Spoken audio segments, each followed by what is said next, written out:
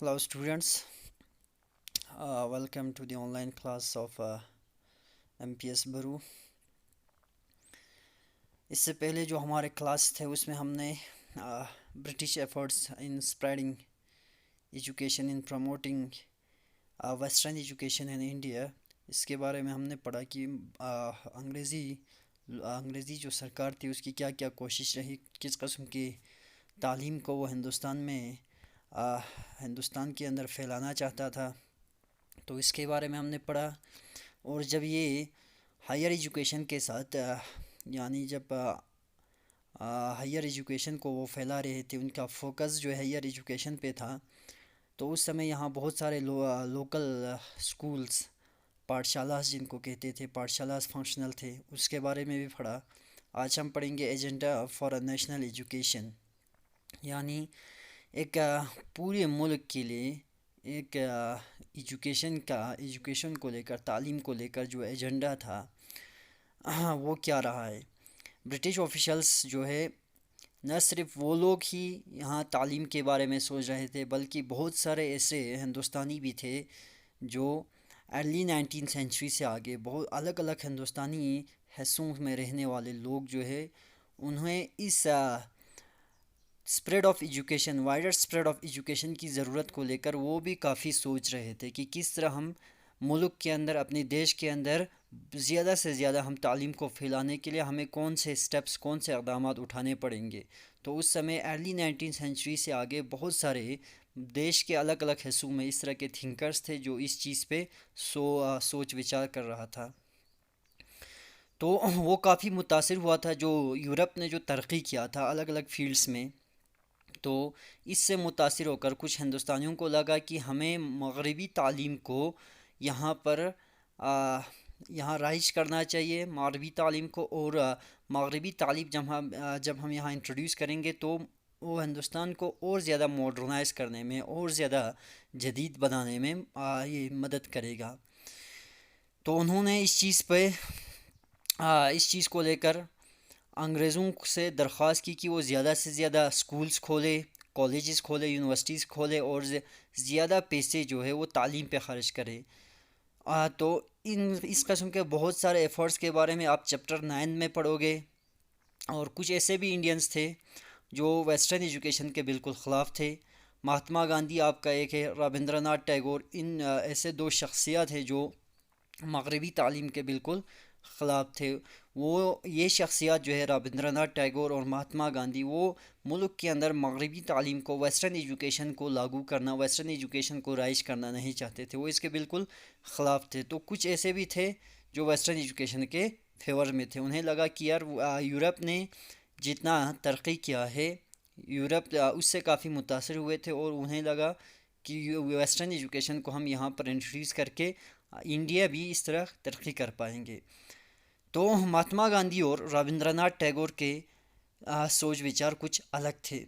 English education has enslaved अस, तो अंग्रेज़ी तालीम ने हमें ग़ुलाम बना डाला है, ये महात्मा गांधी का कहना है। महात्मा गांधी ने कहा कि कॉलोनियल एजुकेशन जो है, उसने हिंदुस्तानियों के दिमाग में, हिंदुस्तानियों के जहन में एक किस्म की इन्फेरिटी का मतलब होता है कमतरी, एहसास कमतरी की यार हम काफ़ी कम हैं, हम अंग्रेज़ों का मुकाबला नहीं कर सकते, अंग्रेज़ों को सुपीरियर एक ऐसी फीलिंग हिंदुस्तानियों के माइंड में इसने क्रिएट किया है कि हम ख़ुद तो काफ़ी कमतर है और अंग्रेज़ हमसे काफ़ी आला है। तो इस वजह से वेस्टर्न एजुकेशन को हमने काफ़ी सुपीरियर माना है और जितना हमें फ़ख्र होना चाहिए था अपने कल्चर में, उस फ़ख्र को हमने ख़ुद तबाह किया है। ये महात्मा गांधी का कहना है कि महात्मा गांधी के मुताबिक अंग्रेज़ों के तालीम यहाँ पर वेस्टर्न एजुकेशन को लाने का मकसद ही यही है कि यहाँ के लोग जो है अंग्रेज़ों को एक सुपीरियरिटी, यानी एक सुपीरियर माने और ख़ुद इन्फीरियर माने और ख़ुद हम ये अंग्रेज़ जैसे बन जाए।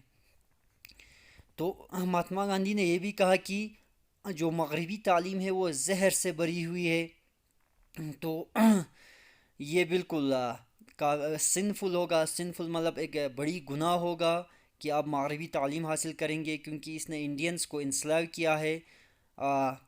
تو کافی آپ کو کیا لگے گا کہ ویسٹ کو کافی چامڈ بائی دا ویسٹ، ہر کوئی چیز جو ہے آپ اپریشیٹ کرنے لگ جائیں گے جو ویسٹ سے آئیں گے.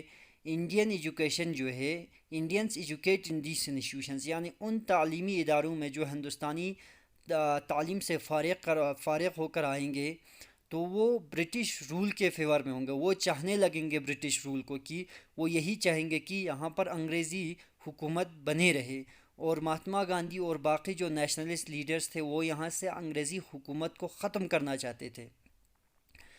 تو مہاتما گاندھی ایک اس قسم کی ایک تعلیم چاہتی تھے کہ جس کی وجہ سے انڈینس جو ہے وہ جو اپنا sense of dignity and self respect ہے اس کو دوبارہ سے، جو سیلف ریسپیکٹ ہے اور جو عزت ہے، جو کھوئی ہوئی عزت ہے، جو وقار ہے، اسے واپس لا سکے. اس قسم کی تعلیم چاہتے تھے.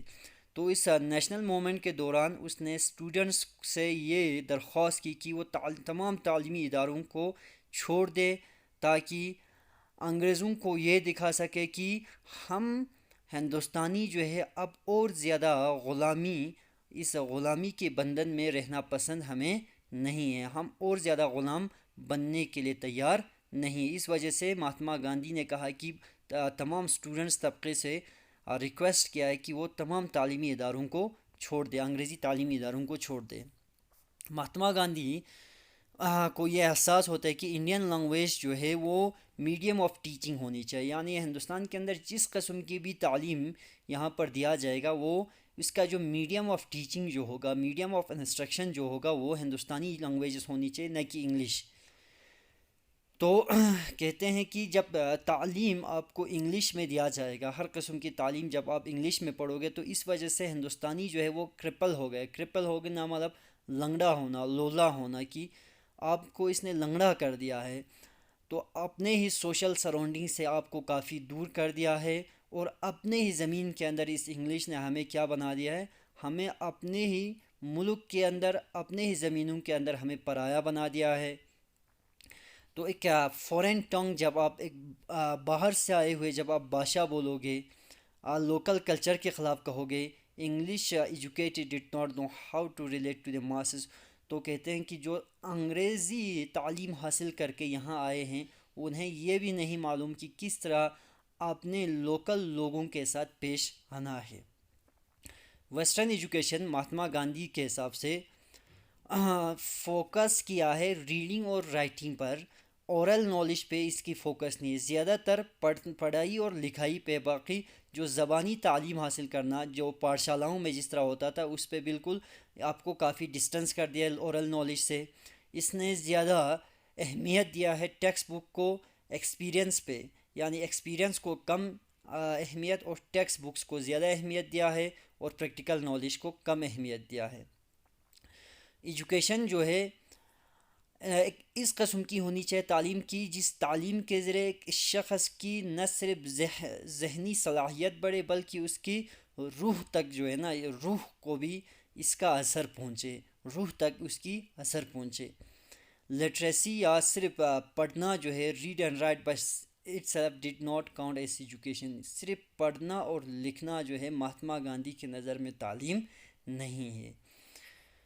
تو لوگوں کو وہ کام بھی کرنا چاہیے اپنے ہاتھ کے ساتھ، الگ الگ قسم کے کرافٹ سیکھنی چاہیے، اور یہ بھی جاننا چاہیے کہ کس طرح بہت ساری چیزیں بنتی ہے، کس طرح یہ سارا سسٹم چلتی ہے. تو اس طرح لوگوں کا مائنڈ جو ہے وہ ڈیولپ ہو جائے گا، اور لوگوں کی سمجھنے کی شمتا بھی بڑھ جائیں گے. یہ مہاتما گاندھی کے وچار تھے، سوچ وچار تھے ایجوکیشن کو لے کر.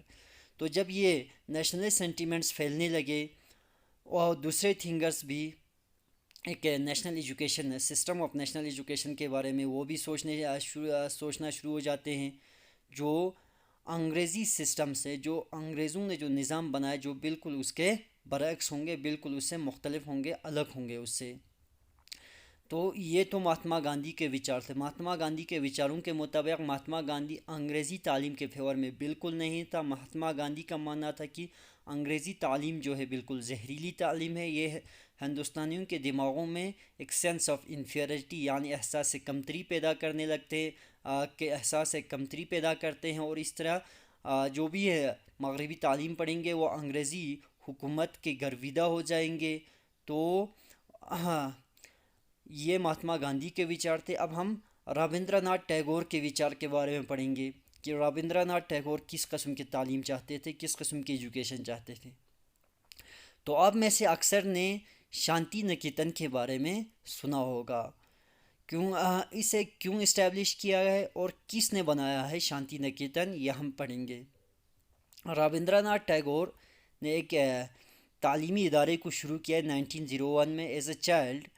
تو جب وہ بچہ تھا بہت چھوٹا، اس سمے رابندر ناتھ ٹیگور کو اسکول جانا بالکل پسند نہیں تھا۔ وہ اسکول جانے سے نفرت کرتا تھا۔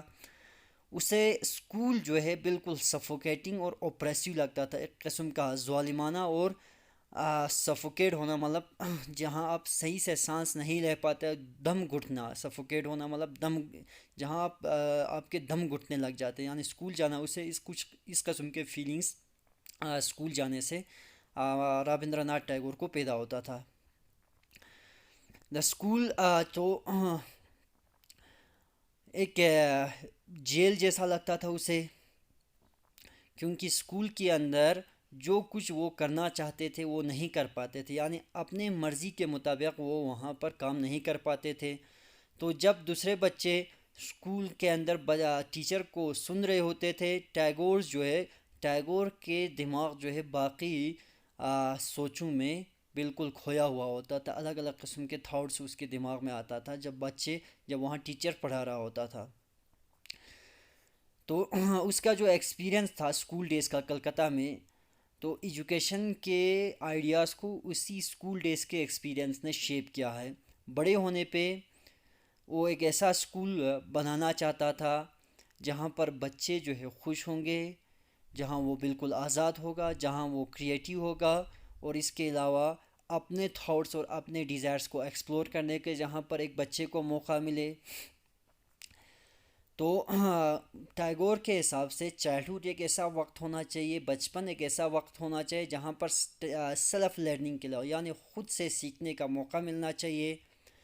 اس اسکول سسٹم کے جو سخت ڈسپلن اور سخت جو ریجڈ سسٹم ہوتا ہے اس سے بالکل دور جو انگریزوں نے جو سسٹم بنایا تھا، یعنی ٹیگور ایک قسم سے ہم کہہ سکتے ہیں کہ ایک سائڈ سے کہ ٹیگور جو ہے وہ پاٹھشالہ سسٹم، بالکل فلیکسیبلٹی چاہتا تھا یہ اسکولس کے اندر، وہ ڈسپلنس اور اسٹرکٹ رولس کے بالکل خلاف تھا۔ اور ان ٹیگورس کے اندر اسکول کے اندر جو ٹیچرز ہوں گے وہ بالکل امیجنیٹو ہونی چاہیے، ایک ٹیچر کو بچے کو سمجھنا آنا چاہیے، اور ایک بچے کو مدد کرنا چاہیے کہ اس کی کیوریاسٹی کیا ہے، وہ کس قسم کے نالج، وہ کس چیز میں انٹرسٹڈ ہے، اس کو ڈیولپ کرنے میں ایک بچے کی مدد کرنا چاہیے، ٹیچر ایسا ہونا چاہیے۔ تو ٹیگور کے مطابق جو ایگزسٹنگ سکولز ہے، جو بنے ہوئے سکولز تھے اس سمے، وہ بچے کا ایک نیچرل ڈیزائر جو ہوتا ہے وہ بالکل ختم کر دیتے ہیں۔ وہ سکولز ایک کریٹیو ہونے کا اور سوچنے کے جو شمتا ہوتے بچے کے اندر، وہ بھی یہ سکولز جو ہے ختم کرتے۔ رابندر ناتھ ٹیگور کا یہ ماننا تھا۔ ٹیگور کے مطابق کریٹیو لرننگ جو ہے ایک نیچرل انوائرمنٹ کے اندر ہی، یعنی ایک قدرتی ماحول کے اندر ہی آپ ایک کریٹیو لرننگ کو آپ پروموٹ کر سکتے ہیں۔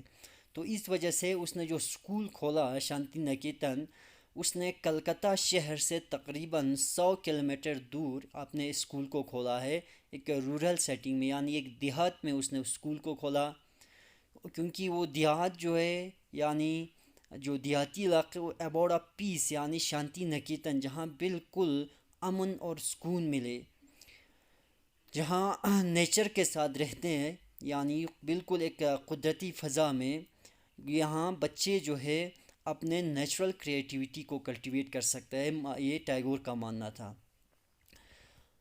تو بہت سارے ایسے طریقوں سے ہم کہہ سکتے ہیں کہ ٹیگور اور مہاتما گاندھی کے جو تھاٹس تھے ایجوکیشن کو لے کر وہ بالکل سیم تھے، کچھ ڈفرینسز بھی تھے۔ گاندھی جو ہے وہ ویسٹرن ایجوکیشن کے بالکل خلاف تھے، اور ویسٹ والوں کے جو مشینس اور ٹیکنالوجی کو ورشپ کرنا، اس کا پوجا کرنا، اس کے بالکل خلاف تھے۔ تو ٹیگور جو ہے دوسرے سائڈ پہ وہ ویسٹرن ایجوکیشن کو انڈین ٹریڈیشن کے ساتھ بالکل کمبائن کرنا چاہتا تھا. یعنی جو کچھ ویسٹ میں اچھا ہے اور جو کچھ انڈین ٹریڈیشنس میں ابھی تک جو انڈین سسٹم تھا اس میں جو اچھے ہیں ان دونوں کو کمبائن کرنا چاہتا تھا. تو اس نے زور دیا کہ شانتی نکیتن میں جو اسکول اس نے کھولا تھا 100 کلومیٹر دور، وہاں پر سائنس اور ٹیکنالوجی کو پڑھانے پہ بھی زور دیا ہے، اور اس کے ساتھ ساتھ آرٹ، میوزک اور ڈانس بھی اس نے سکھایا ہے بچوں کو شانتی نکیتن میں. تو بہت سارے انڈیویجولس اور تھنکرز جو ہے بہت سارے جو ہے وہ اسی میں سوچ وچار کر رہا تھا کہ کس طرح کا سسٹم آف نیشنل ایجوکیشن جو ہے اسے ہم کس طرح بنائیں گے. کچھ چینج جو ہے انگریزوں کے بنائے ہوئے سسٹم میں چینج لانا چاہتا تھا کچھ لوگ. اور وہ لوگ یہ بھی چاہتے تھے کہ اس سسٹم کو جو ہے تھوڑی بہت چینج کر کے زیادہ سے زیادہ لوگوں تک پہنچایا جائے. اور کچھ ایسے لوگ بھی تھے جو بالکل الٹرنیٹیو سسٹمز کے، یعنی بالکل اس کو چینج کر کے اس کی جگہ پر نئے سسٹمز لائے جائے. تو ایک ایسے ایجوکیشن کو پروموٹ کرنا چاہتے تھے جو واقعاً ایک نیشنل ایجوکیشن ہو. تو کون آپ یہ ڈیفائن کریں گے کہ کیا ٹرولی نیشنل ہیں؟